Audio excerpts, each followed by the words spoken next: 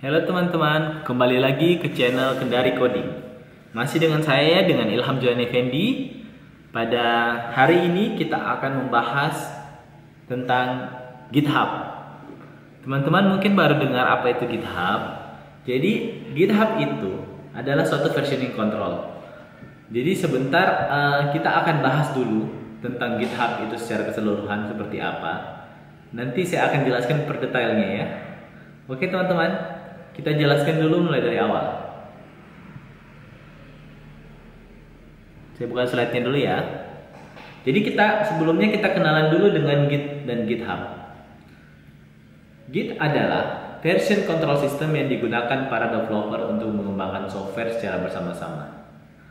Maksudnya di sini, dengan kita menggunakan Git, para programmer itu bisa mengembangkan aplikasi secara bersama-sama. Bagaimana caranya? Sebentar kita jelaskan. Intinya, Git itu adalah suatu bentuk kerja yang berlevel atau berversion, di mana Git ini sebenarnya memudahkan programmer untuk mengetahui perubahan pada source code-nya. Misalnya, programmer melakukan pengerjaan, melakukan pembuatan program misalnya.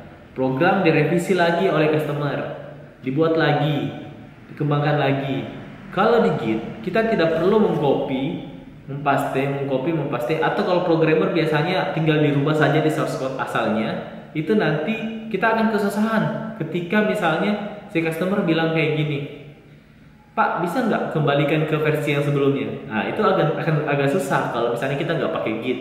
Kita harus merubah lagi kembali dalam bentuk versi yang sebelumnya.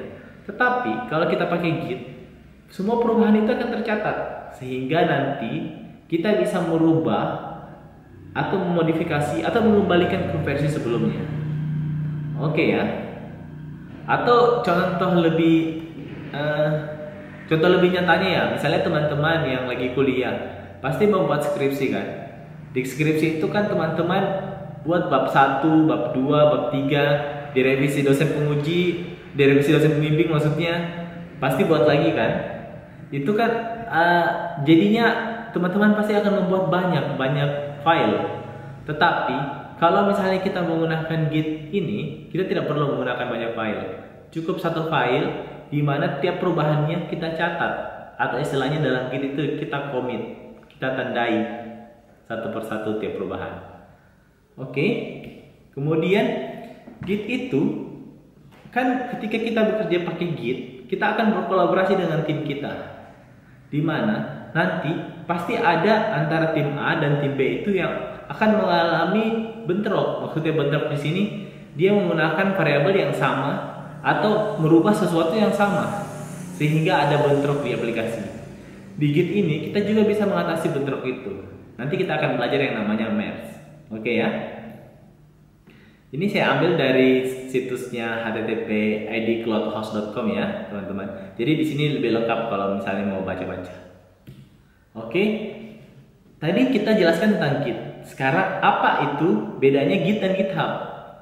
Kalau GitHub itu sendiri di sini adalah manajemen proyek dan sistem versioning kode sekaligus platform jaringan sosial yang dirancang khusus bagi para developer. Jadi GitHub itu sendiri, dia selain versioning control, dia juga adalah platform jaringan sosial. Jadi di GitHub kita bisa ketemu dengan banyak sekali programmer handal. Jadi kita bisa berbagi source code, kita bisa saling berkolaborasi, bekerja secara tim. Itu adanya semua di GitHub. Jadi teman-teman daftar di GitHub kalau mengaku programmer. Kemudian apa itu fungsi GitHub yang saya jelaskan tadi ya?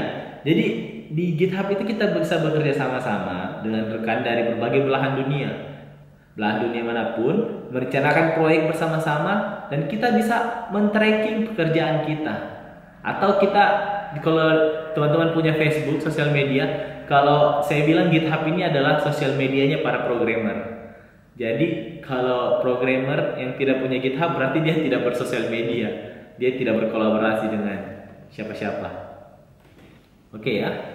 Kemudian GitHub juga itu merupakan salah satu storehouse online terbesar di dunia untuk pekerjaan kolaborasi. Jadi untuk pekerjaan kolaborasi di GitHub nanti kita bisa lihat Nanti ada fasilitas di GitHub yang namanya public, yang namanya private. Jadi kita misalnya kita mau berkolaborasi kerja secara tim, di mana proyek kita itu bisa dilihat orang lain atau bisa dikenal dengan aplikasi open source software. Nah, itu bisa kita berkolaborasi di situ. Atau misalnya kita mau membuat proyek yang dimana orang lain tidak bisa mengetahuinya, atau kita mau buat proyek yang bentuknya privat. Nah, itu bisa juga kita pakai di situ. Oke ya. Ini saya ambil dari website yang Hostinger ya. Oke, kemudian istilah-istilah umum yang ada di Git dan GitHub. Apa-apa istilah yang ada di Git dan GitHub? Jadi di Git dan GitHub itu pertama ada namanya repository. Apa itu repository? Jadi repository adalah suatu kalau kita bilang di Windows itu atau di Linux itu, kalau di Linux namanya repository. Kenapa? Karena Git ini yang buat adalah Linux Torvalds, yang buat Linux, yang buat kernel Linux. Jadi repository ini adalah folder. Kalau teman-teman tahu di Windows itu folder. Nah, folder ini repository kalau di Windows. Kalau di Git sama sebutannya kalau teman-teman biasa main Linux. Apa itu branch? Jadi branch itu percabangan. Jadi nanti kita belajar gimana itu percabangan ini. Maksud percabangan gimana? Intinya branch itu percabangan. Jadi intinya kalau misalnya teman-teman buat project, kan teman-teman pasti kolaborasi dengan tim. Ada tim A, ada tim B. Teman-teman akan buat cabang untuk tim A, cabang untuk tim B. Misalnya tim A mengerjakan proyek yang tentang misalnya menu login ya. Nah, habis itu tim B mengerjakan tentang tampilan admin. Nanti akan dibuat 2 cabang berarti. Oke. Apa itu pull request? Nah, pull request itu maksudnya ketika nanti kita terhubung dengan GitHub, ada teman-teman kita yang melakukan perubahan, dia melakukan pull request terhadap GitHub itu sendiri, sehingga dari pemimpin project atau yang punya project itu sendiri yang di pull request, dia bisa melihat perubahan itu disetujui atau ditolak. Kalau misalnya dia setujui, dia akan menggabung dengan branch-nya atau dengan brand, istilahnya nanti ada namanya branch master, jadi percabangan utamanya dia. Oke ya. Terus ada namanya forking repository. Forking repository ini adanya cuma di GitHub. Sama dengan pull request tadi. Jadi forking repository ini maksudnya kita melihat di GitHub itu ada project orang lain yang menurut kita sangat baik, sangat bagus, dan kita ingin mengkloningnya masuk ke dalam GitHub kita sendiri, dalam akun GitHub kita sendiri. Jadi istilahnya kita fork atau kita forking. Nanti ada menu di atas GitHub itu fork. Nanti kita lihat. Kemudian apa itu merge? Merge itu menggabungkan. Jadi misalnya teman-teman tadi buat 2 cabang, nanti kita akan merge, gabungin dari 1 cabang. Oke? Kemudian apa itu pull? Pull itu kita melakukan pull itu maksudnya ini kerjanya di Git ya, di lokal ya. Jadi ini kita nanti akan kerja di localhost dulu. Setelah kita kerja di localhost, kita pull. Kita pull. Maksudnya pull itu kita mendownload dari GitHub. Jadi misalnya di lokal itu masih kosong, teman-teman. Di GitHub kita sudah upload repositorinya atau kita sudah upload folder projectnya. Nanti dari localhost kita akan kita pull, kita ambil dari GitHub itu masuk ke localhost kita. Oke ya. Konflik itu intinya konflik itu misalnya teman A dan programmer A dan programmer B melakukan pengerjaan tapi merubah sesuatu yang sama sehingga terjadi konflik. Nanti itu solusinya adalah di merge. Oke, commit atau penanda. Jadi setiap kita melakukan perubahan, misalnya saya melakukan perubahan, misalnya saya memperbaiki tabel user atau misalnya saya memperbaiki autentikasi user yang masih salah. Nah, itu perubahan, kita pakai penanda. Jadi kita commit perubahan itu. Jadi tiap kita lakukan perubahan, kita sudah mau istirahat, kita commit dulu. Habis itu kita share, kita push, kita kirim ke GitHub. Oke ya teman-teman. Dan lain-lain sebagainya. Nanti kita akan lebih banyak nanti ketika kita langsung masuk untuk tes bagaimana cara menggunakannya. Oke, selain GitHub versioning, apalagi yang ada di internet. Jadi kalau tadi saya bilang Git itu dan GitHub itu sesuatu hal yang beda. Jadi Git itu istilahnya versioning yang kita pakai untuk kerja di local host atau di komputer lokal kita. Sementara GitHub itu sendiri dia itu online. Jadi dia itu suatu jejaring sosial para programmer yang di sana di dalamnya sudah ada versioningnya juga. Nah, jadi bukan cuma GitHub yang ada juga namanya GitLab. Jadi sama aja. Ada namanya Bitbucket.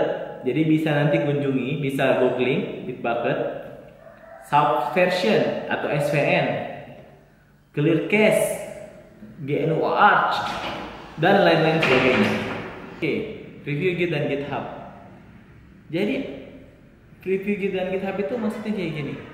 Jadi kita akan coba terangkan Git dan GitHub, Git atau GitHub itu dan GitHub itu maksud saya dalam bentuk diagram. Jadi sebenarnya yang penting itu Gitnya, GitHubnya itu cuman media jejaring sosialnya.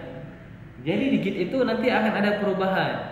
Jadi misalnya yang biru ini adalah perubahan pertama, kedua, atau kita kenal yang cabang pertama ini dengan sebutan namanya branch master atau branch utama. Di sini programmer A ini melakukan perubahan atau commit, melakukan perubahan. Jadi masternya itu ada dua tombol ini, dua yang biru ini. Setelah itu programmer A melakukan perubahan pada source code-nya. Nah, dia lakukan commit perubahan. Kemudian programmer B melakukan perubahan juga atau melakukan commit. Dan anggota tim yang lain.